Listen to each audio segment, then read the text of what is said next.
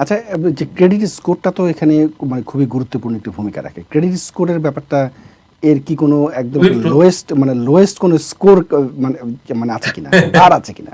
আছে, আছে।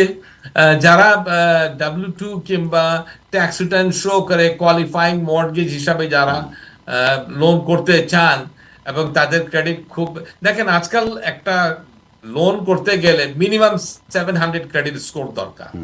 যদি আমরা গভর্নমেন্ট লোন প্রোগ্রামের আওতায় যদি যাই, গভর্নমেন্ট লোন আওতায় যদি যাই, তাহলে সেখানে 620 ক্রেডিট স্কোর মিনিমাম রিকোয়ারমেন্ট। আচ্ছা। যদিও গভর্নমেন্ট বলে যে credit score is not needed, কিন্তু ইনভেস্টরদের কাছে, যারা আমরা ইনভেস্টর, আমাদের কাছে ক্রেডিট স্কোরটা খুবই মূল্যায়ন করি আমরা। মিনিমাম ক্রেডিট স্কোর 620 যদি হয়, তাহলে গভর্নমেন্ট লোন প্রোগ্রামে আমরা করতে পারি লোনগুলি। এবং যদি আমরা ফ্যানি ম্যাক ফ্রেডি ম্যাকে যদি যাই কনভেনশনাল লোনে, সেই হিসাবে 680 ক্রেডিট স্কোর দরকার।